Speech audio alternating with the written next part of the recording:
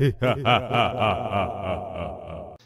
everyone and welcome back to Ghosts of the Webway, where today we will be continuing our unit by unit analysis, the cast in order of appearance, with the deadly, the faster than the eye can see, Solitaire. Right, let's get started. Brother Agrippus fired his bolter, feeling satisfaction as another of the elusive Xenos came apart in a spray of blood. The ultramarine swiftly ejected the clip from his weapon, slapping another into place with a crunch. Swinging the weapon up, he narrowed his eyes as he saw a flicker of light amidst the ruins. Targeting subroutines in his auto-senses twitched and warnings chimed as something shot towards him at breakneck pace. Agrippus squeezed his trigger and sent a stream of bolts whipping across the battlefield. He had a fleeting impression of something leaping over the shells, pirouetting through the air in a storm of light and colour. He adjusted his aim, but the thing was coming at him too fast even for his post-human reflexes. Agrippus grunted in surprise as pain shot through him and warning runes exploded across his vision.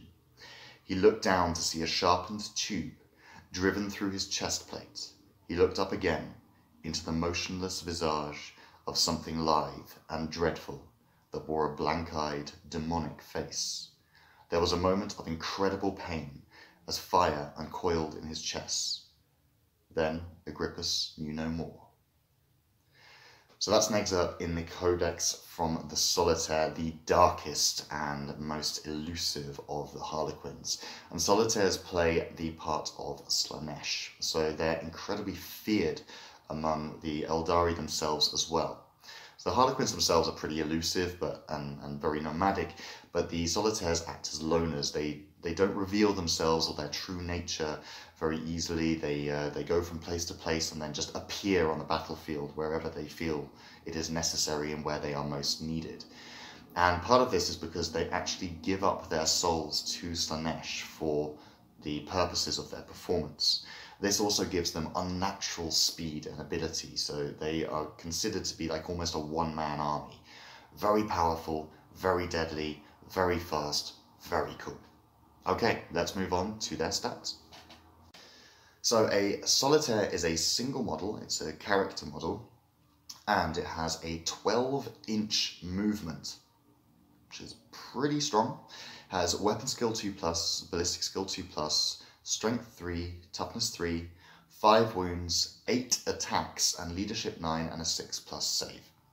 So these guys are like little cruise missiles that do a huge amount of damage when they hit hard.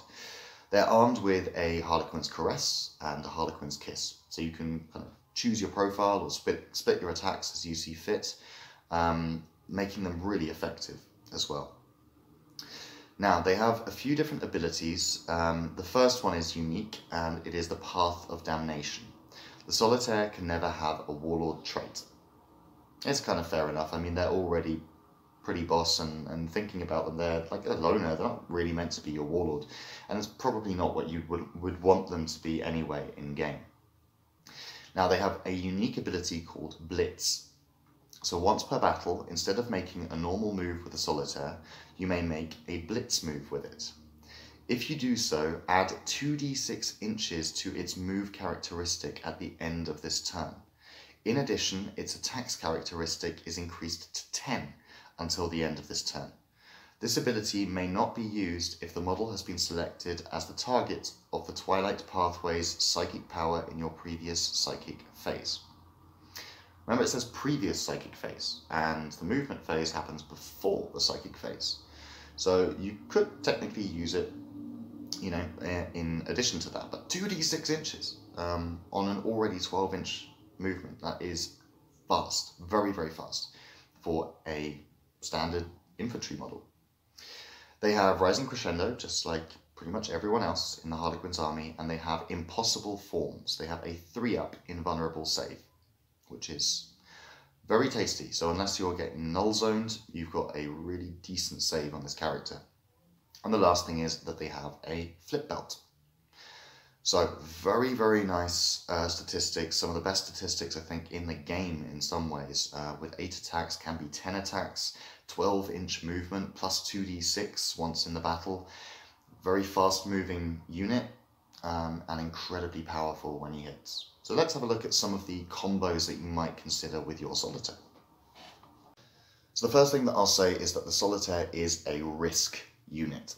It's a single model with 5 wounds, which can make him quite durable because he's got that 3-up invulnerable save, but it also means that if anyone focuses fire on him, he is probably going to die.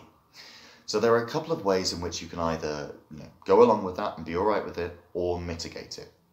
Now you can't take any traits or any additional things other than a couple of relics, for example. So what you might want to do is give him Kogorak's Rose, which gives him, it's his kiss, it replaces his kiss, and it gives him flat 3 damage against infantry models, and he can reroll wounds.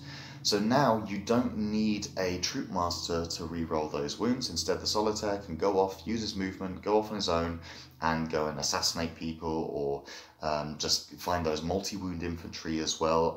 The most success that I had with that was against things like the Admech, the Cataphron Destroyers, those kind of things, which have exactly 3 wounds, and they are infantry. So he can be incredibly effective at taking out those multi-wound targets. Now you could also give him, well, put him in the Mask of Midnight Sorrow. And the Midnight Sorrow have a unique stratagem that means that when he dies, you can spend a CP and make him fight again. So remember with that Blitz ability, you've got 10 attacks.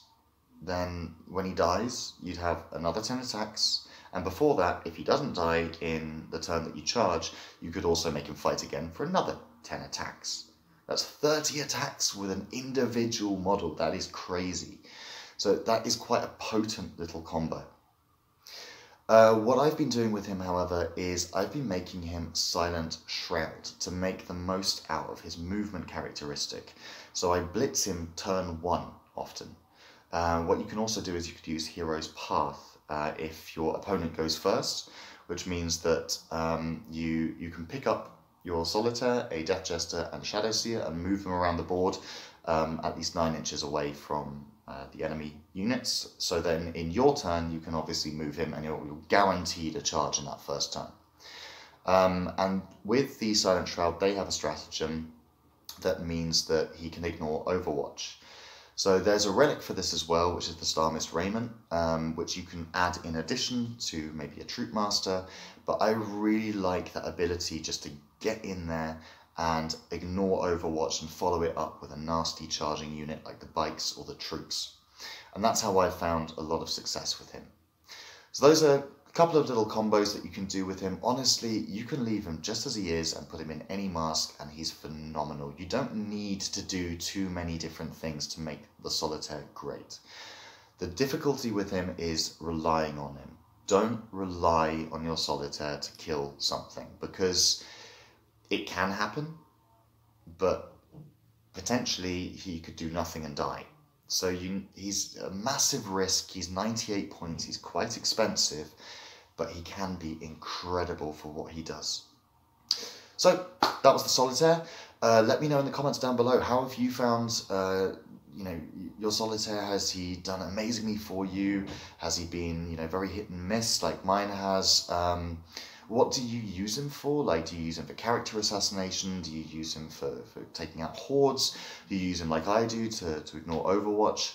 Like, what do you think is the best way of using a Solitaire? Let me know in the comments down below, and I'll see you next time. Bye.